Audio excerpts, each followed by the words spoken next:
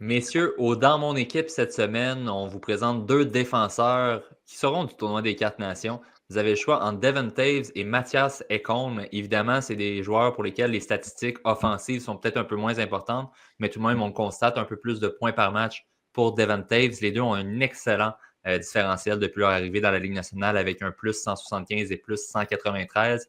Évidemment, l'échantillon est plus grand pour Ekholm, mais on vous le demande cette semaine dans mon équipe. Qui choisissez-vous en premier entre les deux? Et je commence avec toi, Julien. Moi, j'ai choisi Mathias Ekholm. C'est quand même. Écoute, ce gars-là, il est énorme. On le voit à Edmonton, tout ce qu'il a fait, puis il n'est pas à son prime, il est à 34 ans. Là. Puis on voit tout ce qu'il apporte à Edmonton. Il a souvent joué dans l'ombre de Yossi à Nashville. Puis, ce gars-là, tu le mettrais avec Makar, il y aurait bien plus d'assistance que ça. Là, je veux dire, c'est vraiment là, un défenseur exceptionnel défensivement. Euh, Puis, il est quand même un plomb. Là, il ne l'utilise pas nécessairement souvent, mais il est quand même un bon tir. Puis, c'est un leader dans la chambre. Donc, moi, ça faut qu'un doute, là, un défenseur de 6 pieds 4 comme ça, là, c'est carrément c'est un peu un cousin dans le style de chez Weber. Là, évidemment, il est un peu moins offensif, là, mais il dégage un aura là, quand il est sur la patinoire. Là. Donc, moi, c'est sûr que je le préférais à Devin Toews. Guillaume. Oui, je suis d'accord avec Julien à ce niveau-là. Là. Effectivement, il apporte vraiment quelque chose au niveau du leadership, mais moi, je dirais plus au niveau de Toews. Je pense qu'il est vraiment sous-estimé. Surtout qu'il joue avec Makar. On pense qu'il est dans l'ombre de Makar, excuse-moi. Il a été pris des Islanders par le Colorado. On ne pensait pas de ce qu'il venait de si la signature là, est intéressante. Puis là, finalement, c'est vraiment bien développé. Fait que si tu le mettrais dans une autre équipe aujourd'hui avec l'expérience qu'il a acquis aux côtés de Makar, je pense qu'il serait capable d'être d'un bon quarterback au niveau d'un power play. Peut-être pas dans toutes les équipes. Il y en a qui ont vraiment des bons défenseurs numéro 1 qui sont là. Mais aussi, je pense qu'il pourrait être un défenseur numéro 1. Puis probablement c'est la première paire dans une bonne majorité d'équipes à travers la LNH.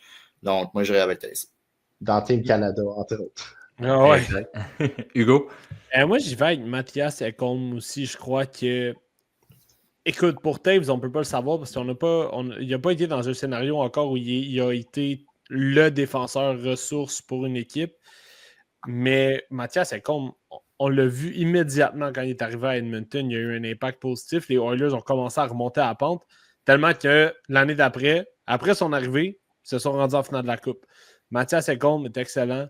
C'est une bonne fiabilité. C'est un excellent leader. C'est une force tranquille. J'ai vraiment aimé ça que Jules apporte ce point-là. Et c'est pour ça que moi, je le prends dans mon équipe. Mais ça, c'est si on ne prend pas en compte, mettons, l'âge. Oui, bien évidemment.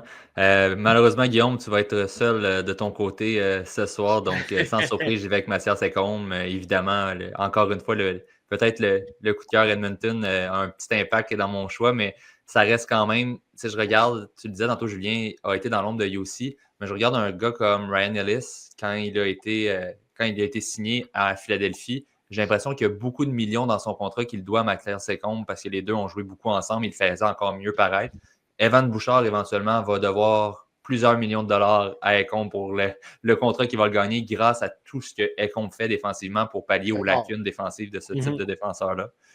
C'est un joueur phénoménal qui peut-être ne va pas être flashy, va pas transparaître tant ça, mais on le voit l'apport qu'il amène dans la zone défensive et à quel point c'est important. Il y a une petite touche offensive, effectivement, mais je pense vraiment que juste pour l'ensemble du jeu défensif, c'est un défenseur élite dans la Ligue nationale qu'on doit reconnaître à sa juste valeur. Donc, j'y vais avec Mathias Ekholm, mais peut-être que Guillaume, tu auras du support en commentaire, évidemment. Donc, on demande aux gens, en fait, de nous dire qui, dans votre équipe, prendriez-vous en premier entre Devon Toews et Mathias Ekholm. Vous pourrez également en profiter pour vous abonner à nos différents réseaux, que ce soit Facebook, Instagram, YouTube ou TikTok.